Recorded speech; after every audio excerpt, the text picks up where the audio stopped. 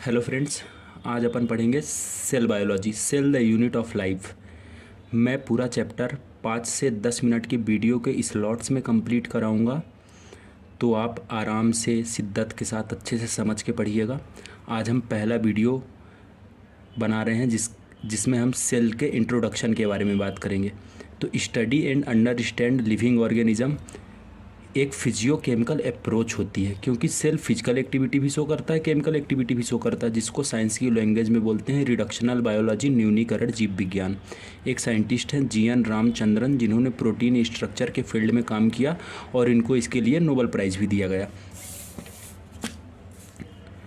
अब मैं बात करता हूँ ऑर्गेनिज्म की। बहुत सारे सेल मिलकर बनाते हैं ऑर्गेनिज्म, तो compose of cell is called organism. अगर सिंगल सेल ऑर्गेनिज्म बना रहा है तो उसको बोलते हैं यूनिसेलुलर। अगर बहुत सारे सेल मिलकर ऑर्गेनिज्म बना रहे हैं तो उसको बोलते हैं मल्टी सेलुलर। सेल से बनता है टिश्यू, टिश्यू से बनता है ऑर्गन, ऑर्गन से बनता है ऑर्गन सिस्टम, ऑर्गन सिस्टम से बनता है ऑर्गेनिज्म।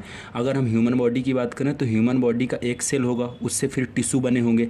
जैसे लंग्स की कवरिंग होता है प्लूरा, और कार्डियक मसल टिश्यू होते हैं जिससे हार्ट बनता है। तो टिश्यू जब बहुत सारे टिश्यू मिलेंगे तो उससे ऑर्गन बनता है, जैसे किडनी, लंग्स, हार्ट।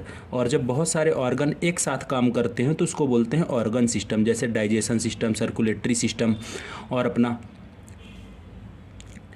और जब बहुत सारे ऑर्गन सिस्टम मिलते हैं तो फिर ऑर्गेनिज्म बनता है। जैसे एक ह्यूमन बॉडी अपने आप में एक क्या है बेटा, ऑर्गेनिज्म है। अब मैं बात करता हूँ व्हाट इज अ सेल। तो सेल से अपन ने ऑर्गेनिज्म बनाया था। दो टाइप के ऑर्गेनिज्म थे, एक यूनिसेलुलर, एक मल्टी सेलुलर। तो अगर मैं यूनिसेलुलर ऑर्गेनिज्म की बात करूं तो ये इंडिपेंडेंट एग्जिस्टेंस करता है और performing the essential function of life, अपने जीवन के सभी इसेंशियल काम स्वयं करता है। और when a cell is not dependent on anything. Independent existence का मतलब है कि वो किसी पे डिपेंड नहीं है, जैसे आप अपने माता पिता पे डिपेंड हैं। लेकिन जो यूनिसेलुलर ऑर्गेनिज्म है वो किसी पे डिपेंड नहीं है, वो अपने पूरे काम स्वयं करता है। लेकिन बेटा अगर मैं लिविंग ऑर्गेनिज्म की बात करूं तो लिविंग ऑर्गेनिज्म अगर सेल नहीं है तो पॉसिबल ही नहीं है। Independent living not possible without cell. Independent living की बात करूं तो पॉसिबल ही नहीं है बिना सेल के। इसलिए बोलते हैं अपन cell is the structural and functional unit of all living organism. अगर मैं ऑर्गेनिज्म की बात करूं तो ऑर्गेनिज्म 3 टाइप के होते हैं, एक सिंगल मेम्ब्रेन, एक डबल मेम्ब्रेन और एक विदाउट मेम्ब्रेन। अगर हम डबल मेम्ब्रेन याद कर लें तो अपने आप हमको पता चल जाएगा कि विदाउट मेम्ब्रेन क्या है और सिंगल मेम्ब्रेन क्या है।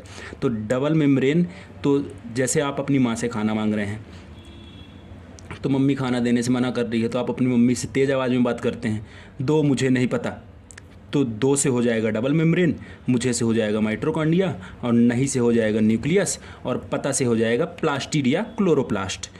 तो आप ऐसे याद कर सकते हैं डबल मेम्ब्रेन। विदाउट मेम्ब्रेन में 2 आते हैं, राइबोसोम और सेंट्रियोल। इसके अलावा जितने भी हैं सब आते हैं सिंगल मेम्ब्रेन में, जैसे ER, endoplasmic reticulum, Golgi complex, lysosome, vacuole, flagella और माइक्रोबॉडीज। अब बेटा अपन बात करेंगे कि आखिर कौन कौन से साइंटिस्ट थे जिन्होंने सेल के बारे में बताया, न्यूक्लियस के बारे में बताया, डेड सेल के बारे में किसने पहले बताया, लिविंग सेल के बारे में किसने पहले बताया। तो पहले साइंटिस्ट आए रॉबर्ट हुक। उन्होंने अपने एक्सपेरिमेंट में कॉर्क सेल लिया। कॉर्क सेल कैसा सेल होता है बेटा, डेड सेल होता है। इन्होंने सिंपल माइक्रोस्कोप की खोज की। अगर माइक्रोस्कोप की खोज नहीं होती तो शायद ही कोई सेल के बारे में अच्छे से बता पाता। तो इन्होंने सिंपल माइक्रोस्कोप से डेड सेल, कॉर्क सेल को देखा। तो उन्होंने देखा कि जो कॉर्क सेल है उनके बीच में इंटरसेलुलर स्पेस नहीं है। इंटरसेलुलर स्पेस क्या है, सेल के बीच में जो जगह होती है ना बेटा, वही इंटरसेलुलर स्पेस कहलाता है। जैसे इसमें देखो इंटरसेलुलर स्पेस है थोड़ा सा, इसके अंदर कुछ भी नहीं है, अच्छे से एक दूसरे से ज्वाइंट है।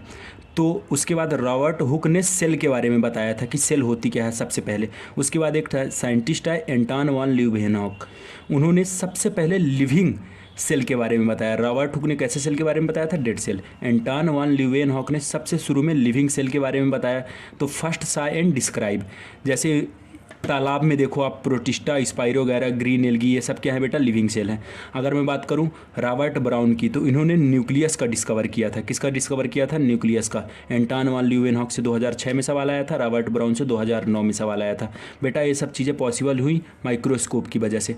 माइक्रोस्कोप की खोज की थी गैलीलियो ने, फिर इसमें इम्प्रूवमेंट किया गया और सबसे अच्छा माइक्रोस्कोप बनाया गया इलेक्ट्रॉन माइक्रोस्कोप, जिसकी वजह से हम सेल के बारे में अच्छे से समझ पाए, उसके अंदर के ऑर्गेनिज्म को देख पाए, क्या होता है, क्या अंदर होता है सेल के अंदर, साइटोप्लाज्म क्या है, सब कुछ अच्छे से समझ पाए। किसकी वजह से? इलेक्ट्रॉन माइक्रोस्कोप की वजह से। इसकी खोज की थी नॉल एंड रस्का ने। अब मैं सेकेंड वीडियो में आपको पढ़ाऊंगा cell theory. Thank you so much.